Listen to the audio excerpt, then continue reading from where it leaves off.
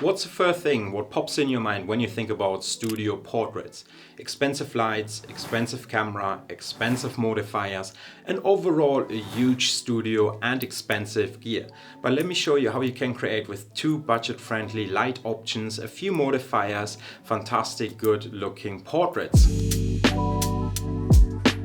Yo guys, Florian here. So in this video I'm going to take you onto a behind the scenes portrait fashion shoot I recently did in my home studio. Let's dive into it. And as for the general setup, we used a 9-foot wide seamless paper backdrop. A white paper backdrop is always a good starting point for portraits, fashion portraits, or any sort of subject you would like to photograph, such as like headshots. A white paper backdrop got two benefits. Either your paper backdrop stays nice and white if you light a backdrop up, or as less light will hit your backdrop, as more grayish your backdrop will look like. This also will benefit you when shooting black and white images. Having a nice soft grayish backdrop will enhance your image as well. And when it comes down to your lighting options, you can easily use speed lights only.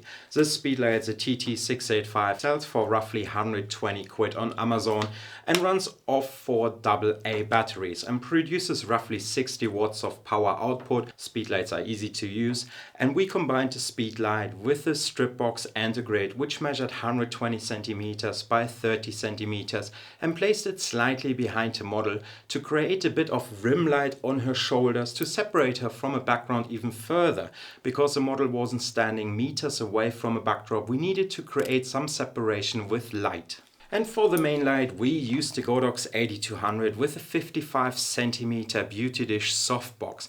We wanted a bit of a smaller softbox to create a bit more harsher light, because we also wanted to keep a bit of shadows underneath the HUD of a model and create some mysterious feeling within the images. When it comes down to posing your models, we've chosen 3 different sort of crops, portraits. We chosen once a picture with a prop and a chair where the model can sit on a chair. Then we wanted to have a bit more of an up-close image, and also we wanted something a bit more punchy, a bit more rocky, a bit more crunchy, something to the image where the model basically sits on the floor or crouches down on the floor and sits on her heels. We shot a bit of a lower angle upwards towards the model, which makes the image looks a bit more dominant and gives the image a different feeling to it. But also we kept the shadow again underneath the HUD. But also we added a reflector to the image as well to basically bounce a bit light off the bottom towards the model again, because we found her legs on the left hand side of the images always a bit dark. So we added a cheap 20 quid reflector into the scenery as well, or into the scene, just to bounce a bit light back off to brighten up her legs.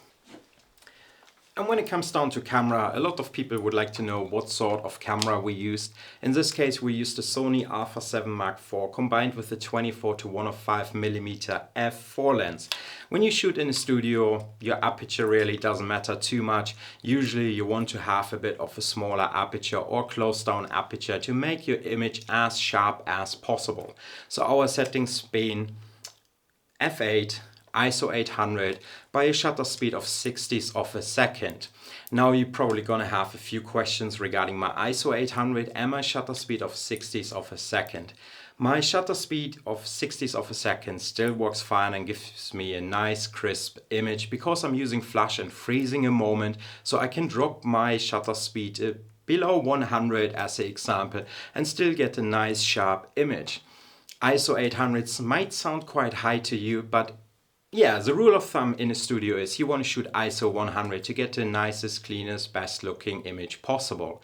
However, knowing that the Godox TT685 just runs off 4 AA batteries, I didn't want to blast every single time a full power output out of a speedlight, which then extended my recycling time of a speedlight as well. So I did decide to bump up my ISO a bit, lower the power output of a speedlight, have a better recycling time, but also get a softer light from a speedlight as well, because my power output of a speedlight was lower. And to be quite frankly, in my personal opinion, As long as you got good light, your ISO doesn't matter really too much. You can shoot ISO 100, 200, 400 or even 800 if you think this is the right thing to do in this moment.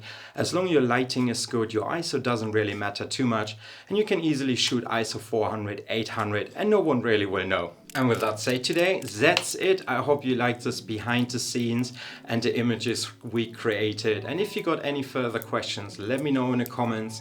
Let me know what you thought, if you would like to see more stuff like this. And yeah, with that said, happy shooting, and I'm gonna see you in the next one.